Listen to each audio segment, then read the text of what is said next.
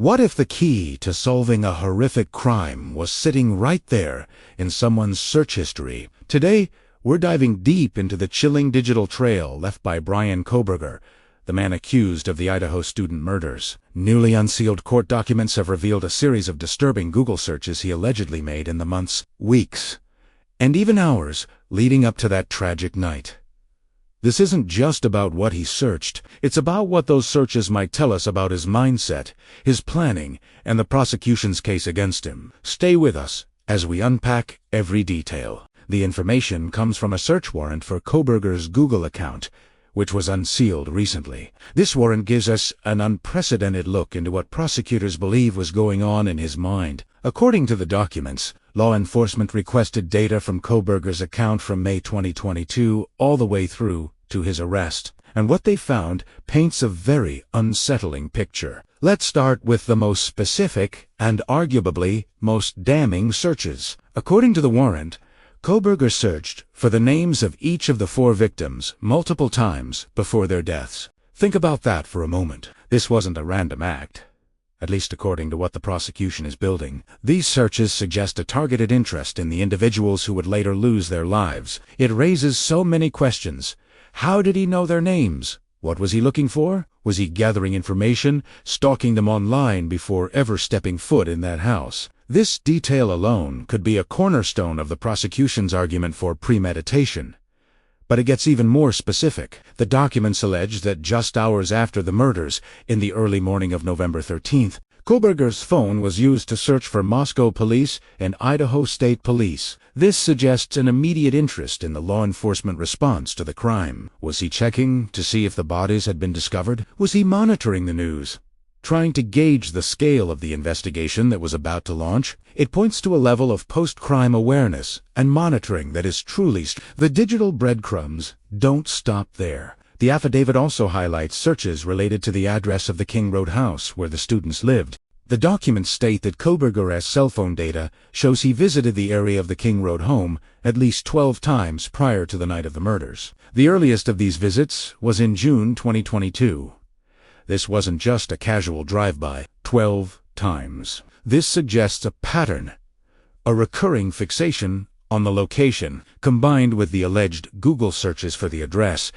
It paints a picture of someone not just interested, but actively surveilling the location over a period of months. He was a PhD student in criminology at Washington State University, just a short drive away in Pullman, Washington. These alleged visits and searches connect his academic life with the scene of the crime in a very direct and disturbing way. Let's talk about the timeline these searches create. They didn't just happen the day before. The prosecution is laying out a pattern of behavior that stretches back for months. Starting from at least May 2022, the searches allegedly began. This long-term interest could be crucial in court. A defense attorney might argue that a single search could be chalked up to curiosity, but a series of searches over 6 months for the victims' names and their address, that's much harder to explain away as mere coincidence. It suggests a methodical, deliberate process of information gathering. It points not to a crime of passion, but to a meticulously planned attack. Another key piece of information from the warrant is what Kohberger allegedly searched for regarding his own vehicle. He owned a white Hyundai Elantra, a car that became a central focus for investigators in the early days of the case. They released information to the public, asking for tips about a white sedan seen near the crime scene. According to the warrant, Kohberger searched for information about white Hyundai Elantra and whether one was involved in the investigation. This indicates he was aware that his car was a potential link between him and the crime. He was tracking the investigation's progress, not as a concerned citizen, but allegedly as someone trying to figure out how much the police knew and how close they were to identifying him. This is a classic example of how digital forensics has revolutionized criminal investigations. 20 years ago, investigators would have been looking for physical diaries or receipts. Today, they're looking at search history, location data, and cell phone pings. Kohberger's alleged digital footprint is extensive. The prosecution has his phone records, location data showing his phone allegedly turning off during the time of the murders, and then turning back on as he drove away. And now, this detailed list of Google searches. Each piece of data is like a single thread, but when woven together, they create a very strong rope. Think about the psychological profile this begins to build. Kohberger was studying criminology, learning about how criminals think and how they get caught. The irony is staggering. Did he believe his academic knowledge would help him commit the perfect crime? The searches for police activity and his own car model suggest a level of anxiety, a need to control the information flow and stay one step ahead. But in the end, the very technology he used to gather information may have become his undoing, leaving a permanent, time-stamped record of his alleged obsessions and plans. It's important to remember that all of this is from a search warrant application. It represents the police's and prosecution's theory of the case, and Bryan Kohberger is presumed innocent until proven guilty. His defense team will undoubtedly have their own interpretations of this data. They might argue the searches are taken out of context. Perhaps he was researching local news for a class project, or maybe someone else had access to his devices. These are all possibilities that will be explored in court. However, the specificity of the searches makes them very compelling for the prosecution. It's not just news in Moscow, Idaho. It's allegedly the specific names of the victims and the address of the house, combined with the location data showing him in the vicinity. This is what investigators call linkage. They are linking the suspect to the victims, the location, and the timeline through his own alleged digital actions. Let's put ourselves in the jury's shoes for a moment. They will be presented with this timeline of digital activity. They'll hear that, for months, the defendant was allegedly looking up the victims and their home. They'll see that his phone was in the area repeatedly. Then, on the night of the murders, his phone goes silent, only to reappear on a route away from the crime scene. And shortly after, he's allegedly searching for news about the police response. How do you explain that? The defense will need a very strong counter-narrative to overcome the story that this data tells. The unsealing of these documents also gives us a clearer picture of why it took law enforcement nearly 7 weeks to make an arrest.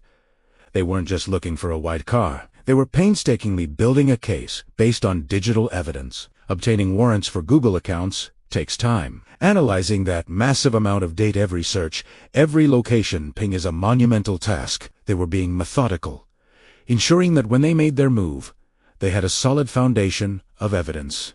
The Google search history was likely one of the final, crucial pieces of that puzzle that led them to Bryan Kohberger's family home in Pennsylvania, where he was arrested. This case is a stark reminder of the world we live in. We leave digital footprints everywhere we go. For most of us, it's harmless searches for recipes, directions, or news. But in a criminal investigation, that same digital trail can become the most powerful evidence there is. It can reveal intentions, plans, and a person's state of mind in a way that was never before possible. The Kohberger case is set to become a landmark trial, not just because of the horrific nature of the crime, but because of how centrally it features this new frontier of digital evidence.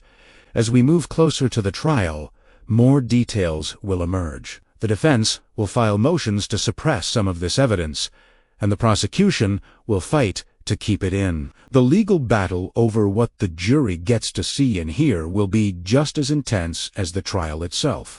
But what's clear from these unsealed documents is that the prosecution believes they have a powerful narrative, written by Bryan Kohberger himself, one Google search at a time. This story is still developing, and we will be following it every step of the way. The details are disturbing, but understanding how this case is being built is crucial. It speaks volumes about modern crime and modern justice. Thank you for joining us for this deep dive into a truly chilling aspect of the Idaho student murders case. If you found this analysis informative, please consider liking the video and subscribing to our channel for more updates and in-depth reports. Stay safe, and we'll see you in the next video.